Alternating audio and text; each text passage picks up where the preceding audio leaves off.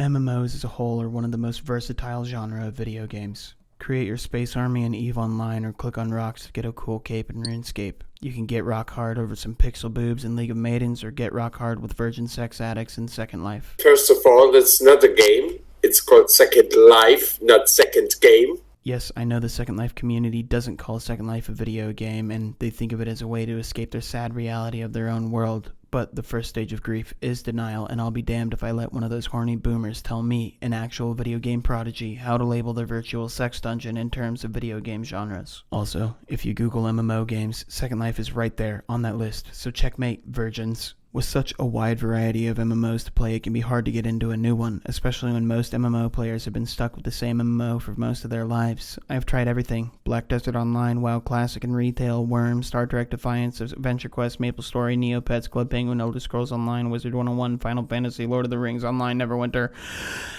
I could keep going, but you get the point. There's a lot, and I've played a lot of them. My top 3 are easy for me to choose: Elder Scrolls Online, Albion Online, and RuneScape. Each of these games have aspects that I like more than the others, and I find myself jumping between them often. ESO has an incredible dungeon and raid experience, but often the combat feels too easy, especially when doing PvE. And when the combat is implemented into PvP, it feels clunky and bland, and there's nothing special to it. Everyone does the same thing: crowd control, damage, damage, damage, poop, my health is low, better pop a shield and a heal, crowd control, damage, damage. The cycle continues, but the game looks great, and it really does have so much content to trudge through that it's impossible to not have anything to do when you're playing it. Albion Online is higher up in my top 3 because I find the combat more engaging, simple, yet it has endless combinations. You're not confined to one certain strategy when it comes to building your character. Scrap the whole stat building while leveling up idea and focus on getting the right gear that adheres to the way you want to play. Do you want to be a mage but wear heavy armor? You can definitely be a tank and a spellcaster at the same time. Go for it. Albion Online has endless levels to sink hours into, and they scrap the whole idea of quests. Another amazing feature is the player-driven economy.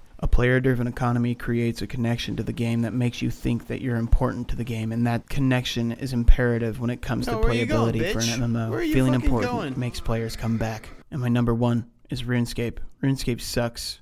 Clicking, waiting, clicking, waiting, clicking, waiting, clicking, waiting, clicking, waiting. But RuneScape 3, now that game is actually enjoyable. Great character creation. EOC isn't bad. If you think it is bad, then you haven't taken the 30 seconds of wasted XP to set up an automatic action bar. It is so simple and so worth it. The gameplay is undemanding when you want it to be and demanding when you need it to be. There's dozens of skills to train, and skilling is my favorite part of RuneScape and MMOs as a whole. But every other MMO has failed to make a skill system as satisfying, gratifying, simplifying, and AFK-ifying as RuneScape has. World of Warcraft: choose 2 professions and make the other characters that you have to train the other skills.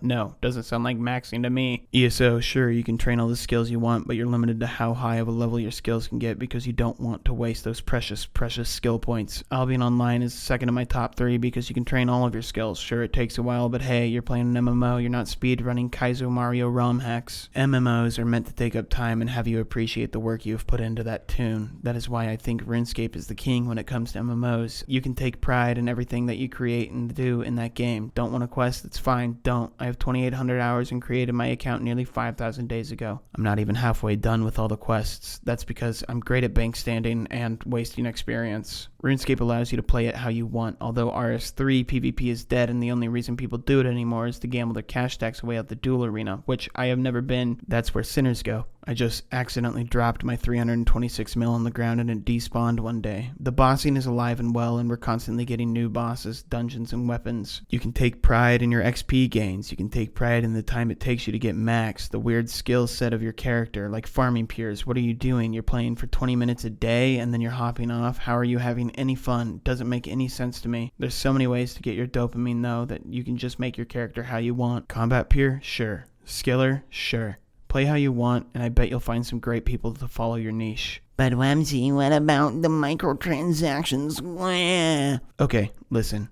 ESO, WoW, Retail, Albion, any MMO, you name it, there's one form or another of MTXs on there. I get it. You can literally buy XP in RuneScape. Although last time I checked, it took like $13,300 to buy max on RuneScape. And with the level expansions to 120, I'm sure it's way more now than it was then. Not saying it's impossible to do, just a stretch. I don't love MTXs just as much as everyone else, but these games are pretty void of items that you need to buy with actual money that will affect the gameplay for other players. Whereas other games like Black Desert Online online make your common gear so ugly that you're obligated to drop some cash on their cosmetics. So, with microtransactions ignored, I'll have another video about my opinion on these soon. What do I think makes a great MMO? Well, I use the same formula to judge an MMO as I would for any other game. The formula is the COME formula: connection.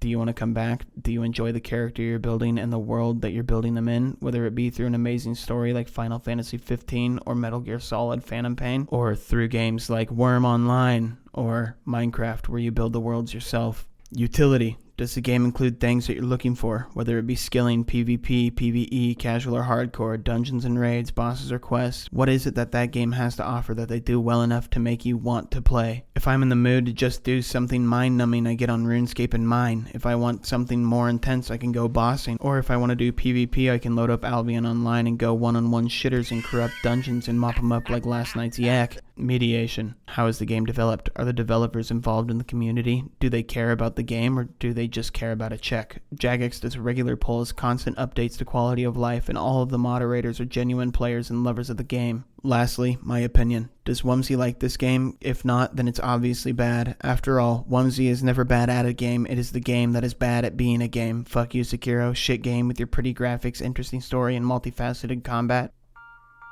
So, that's my top 3 list of MMOs. And from now on, I will be reviewing all games using my COME formula. Okay, bye. Eat my boogers. I love you.